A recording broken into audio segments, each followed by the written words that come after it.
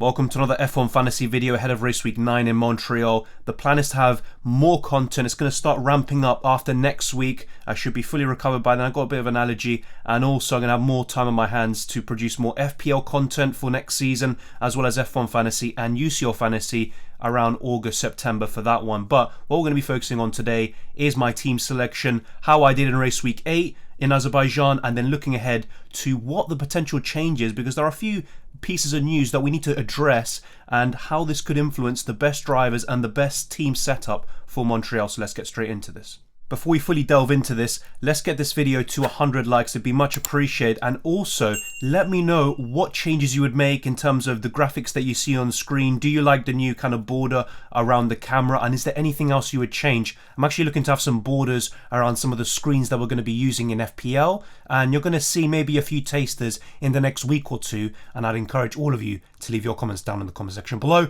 And my voice is definitely gone. In case you're not fully aware, there is this rumour that Charles Leclerc is going to be taking a new power unit and turbo this weekend, which will result in a 10-place grid penalty, just in case you're not aware. So if this ends up being true, and we'll probably find out more today or on Saturday, this is a really good chance to maybe get rid of Charles Leclerc. It could be one of the few instances where we go without the Monegasque driver and maybe go for someone else instead. And this could be Carlos Sainz's time to shine. I'm not too sure though if he's going to end up winning the race, as the first reply suggests. But ultimately, this is something to take into account. And a lot of people have been speculating about this over the course of the week. And now, over the last few days, we have been getting a few murmurings and rumours about it, but just something to keep an eye on. But now for something that's concrete, official, all confirmed by the FIA. I'm going to show you that just in a second. The big news, of course, is to do with the porpoising, and the FIA have responded to this, and they are going to put some measures in place. We're not too sure if it's actually going to be ahead of the Canadian Grand Prix, but you can check out this article, for example, by Sky Sports. There's also others by The Guardian, etc., which will cover all of this in detail. But actually, it might not be as advantageous to Mercedes as they would like, and instead Red Bull could actually go to another level and increase the gap between themselves and the rest of the pack because of this, and actually have a sneaky feeling that Mercedes could go from the third best car to possibly fourth or fifth, because they have to raise the level of the floorboard, and that isn't going to help them at all. It's just going to slow them down, and the likes of Alpine, AlphaTauri, etc. could actually catch up. AlphaTauri look pretty good at the moment, and they could sneakily, get up there in the pecking order of the constructors' standing. So just keep an eye on the whole situation. But ultimately, I think Red Bull are even more appealing after the news of the porpoising and how the FIA are responding to this. But now let's go into my Race Week 8 performance, and then at the very end of this video, as always, I'll be talking about my plans for Race Week 9. As always, we're going to start with the third team, and this has been a complete disaster, and the gap between my top two teams and Team 3 just keeps on increasing. I didn't even score 100 points with this team, only 91, and that's because I went all out on Ferrari. I always want to differentiate my teams in some sort of way, at least one team that's somewhat different, and this is the one. Very experimental. I've got Gasly in there, but to be honest, I think he's someone that I'm looking to get in for my main team. But as you can see, Ferrari, Sainz and Leclerc, which looked very strong at the beginning of the season, I just don't think it's worth it. Maybe have one of those three factors into your team, but not all three at once. Definitely not. And look, Ferrari not going to DNF in every single race, but the fact that both of them were out of Azerbaijan, that is a huge blow for both championships, for Charles Leclerc and for Ferrari. And ultimately, I think Red Bull are just by far the strongest, especially with the new regulations in place. We don't know when that's going to be for the porpoising, but I would expect the gap between both teams to increase even more. As you can see, Sainz and Leclerc both DNF'd. Ferrari are absolute shambles there. And I think there's going to be a trend where everyone's going to shift to Red Bull as they realise that they're the strongest team. And their reliability issues seem to be in check, and Ferrari are the ones that are struggling with that. Even other cars with Ferrari-powered engines, such as Haas, are struggling a lot in terms of reliability. Just look at Kevin Magnussen, for example. But Sergio Perez finished second. Of course, he was actually my turbo driver. We'll get onto that in a little bit for my main teams. But here, I went for turbo driver Charles Leclerc. Obviously, DNF, Sainz and Ferrari, so absolute shambles. Bottas didn't finish in the top 10, but he still got a respectable 14 points. And Pierre Gasly, 5th place finish for him.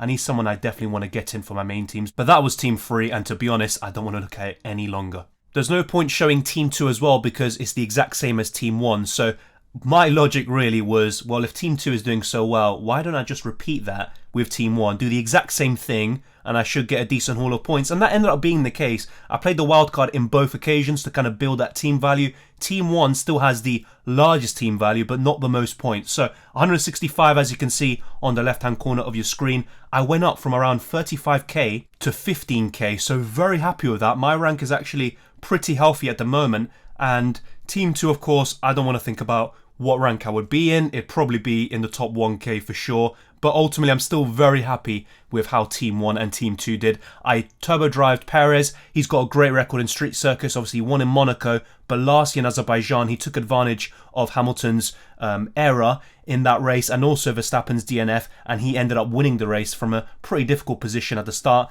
And then Charles Leclerc and Sainz were still in my team. So both of them were very disappointing. And Magnussen, -7 points, and over the last 4 race weeks he's actually got -12 points overall. So he is someone I'm looking to actually get rid of. Yes, he looked very promising at the beginning of this campaign, but ultimately I think the reliability of Haas is definitely in question, as I mentioned earlier, and Magnussen just isn't offering that same value at this point of the season. Of course, things can definitely change, but I think there are definitely better alternatives, including some pretty unusual names out there. Valtteri Bottas, once again, he's pretty much in all of my teams. And Red Bull, this was the big difference maker, and that's why I gained so much rank. Most people had Ferrari, but I had Red Bull, 77 points from them, and I can't really complain too much. Top 2 positions, Verstappen winning the race, Perez second, and also the fastest lap point for Sergio Perez. This is how all of my 3 teams look side by side. Let me know what you think, but I just can't get enough of this. Team 2, 1,755 points.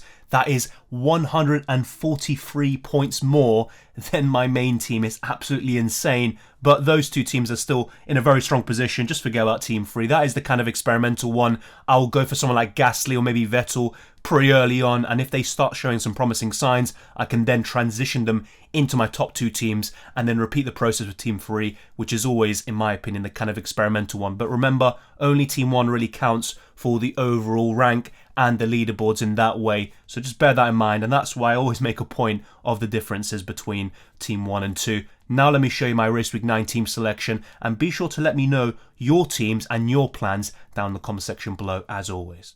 The plan with Team 3 is to shake things up a little bit, and I think I might transition to a Max Verstappen build for Team 3 to cover, in my opinion, the best driver at the moment, and also he is in the best car, and I think he will win the championship, of course. So I think I am going to do a bit of an overhaul. I might even play the wild card, but one thing I have to say really with the wildcard is the main reason why you should play it is to build up team value. So what I'm possibly thinking is saving it for the next Grand Prix in Race Week 10 and build that team value and then transition to a Verstappen team. So it might not be right now where I actually get the Dutchman in. It might be in Race Week 10, but that is the plan for Team 3. And some of these drivers like Gasly that I mentioned earlier could actually end up being in my top 2 teams. Therefore, I might get rid of him in Team 3 and go for someone else entirely. And even also, another thing I need to really mention with Verstappen is that he would be a great choice for the Mega Driver. So I can maybe Mega Drive Verstappen and then Turbo Drive Perez or Leclerc, depending on what I see in the practice session. So that's something I'm looking to do in the next few weeks, play the wildcard in Team 3 and also use the Mega Driver. But ultimately, this team doesn't really matter too much in the grand scheme of things. I'm now going to show you what I'm looking to do for my top 2 teams, and let me know what you think about differentiating both of those and what you think the best build is for Montreal. Despite the heights that I'm reaching with my second team, I think Magnussen is definitely one that's pulling me back from actually getting even more points. So what I'm looking to do actually with either Team 2 or 1, and it might even be the case for both in the end, that's something I'm yet to decide, is to get rid of one Ferrari driver potentially, but also Kevin Magnussen. I think he is definitely one to actually make way. So let me show you what I'm looking to do at the moment. So I think Magnussen could be making way for someone still quite relatively cheap, but still someone who's getting points. And ultimately, look, there's going to be some funny names in here, but you have to consider and be open-minded. So Esteban Ocon is actually someone that's pretty decent. Same with Fernando Alonso recently, who's shown some fine form. Sebastian Vettel is definitely shown some consistency. Also a very good race in Azerbaijan. And Pierre Gasly, who is in my third team. So what I'm looking to do at the moment is to potentially bring in Pierre Gasly. And unfortunately, that will probably mean downgrading one of my top 3 drivers. And I think Sainz is the one that could be making way. However, as we discussed at the very beginning of the video, if it's Charles Leclerc getting a 10th place grid penalty, then maybe it makes sense to keep Sainz and get rid of Charles Leclerc. So let's wait and see what happens there. But let's assume Leclerc doesn't take the grid penalty and everything is fine on that front. I would definitely rather keep him over the Spaniard, and it'd be Sainz making way, and then I'll make a few changes here. Now, unfortunately, I'm not able to afford, for example, Esteban Ocon and Fernando Alonso, which is a very big shame. I'm literally just a question of 0.1, 0.3 million for both drivers. But what I could do, actually, is get Sebastian Vettel in here and go for Leclerc, Perez, Vettel, Gasly, and Bottas, with Red Bull as my constructor. I think that's a very affordable build for most of you because my team value isn't anything special. It's only 104.2 million. I actually suffered some downgrades from Red Bull. I mean, I don't get this market, by the way. You know, Red Bull just achieved a first and second finish and they are the best constructor by far, and they're going down by 0.3 million. It's absolutely insane. And on top of that, something I haven't mentioned is that they have a qualifying and a race streak coming up. So if they both finish in the top 10, Verstappen and Perez that is, then they're going to be in for a big amount of points, especially if they get 2 out of 3 podium spots as well. For anyone that's new to these videos, I always recommend this. Wait for the practice sessions. If Ferrari are looking very good, then I would consider turbo driving someone like Charles Leclerc. But as things stand, I think Sergio Perez is going to be my turbo driver. I think Red Bull are a better constructor at the moment. And if Leclerc is taking that 10 grid place penalty, I just don't think there's a debate really. And Perez is definitely going to be my captain or turbo driver, so to speak. And despite Ferrari having a streak coming up, I think I will be sticking with Red Bull and going for a build just like this, which is very affordable. Now, if I do go for something like this for Team 1, then I might make 1 or 2 changes in Team 2. Maybe, for example, if I keep Leclerc in Team 1, I will actually keep Sainz in Team 2 and get rid of Leclerc there. And then maybe going for someone like Ocon or Alonso as well. So that's kind of my plan of differentiating Teams 1 and 2, which at the moment are identical. Let me know what you think the best build is once again. I think, personally, this is the best that I can afford. If you have a bit more money, maybe you could go for an Alpine driver over Sebastian Vettel potentially, but ultimately there's not too much. For those of you that end up having a team value of like 107 million, for example, then I would consider getting rid of Valtteri Bottas for one of those Alpine drivers and having Ocon or Alonso with Gasly, Vettel, Perez, Leclerc and Red Bull. I think that is the way to go. But remember, if Leclerc gets that penalty, maybe keep Sainz instead and go about it that way. But thank you very much for watching. If you enjoyed this video or found it useful, smash the like button and subscribe if you're new. We're trying to reach new heights next season, trying to get to 15,000 subscribers and also trying to get this video to 100 likes. So it'd be much appreciated if you share this video around with anyone who loves F1 Fantasy and also the likes of UCL Fantasy and FPL. It'd be much appreciated. You can follow me on Twitter and Instagram, DylanRCM, and also become a Patreon or channel member to boost this channel even further and to also give me your direct feedback all the time, and your actual contributions and your ideas can play a big part in shaping the content that you see on this channel. So take care, enjoy the racing as well as the football and also the summer break. It's definitely much needed, but I hope you have a great one and I'll see you next time.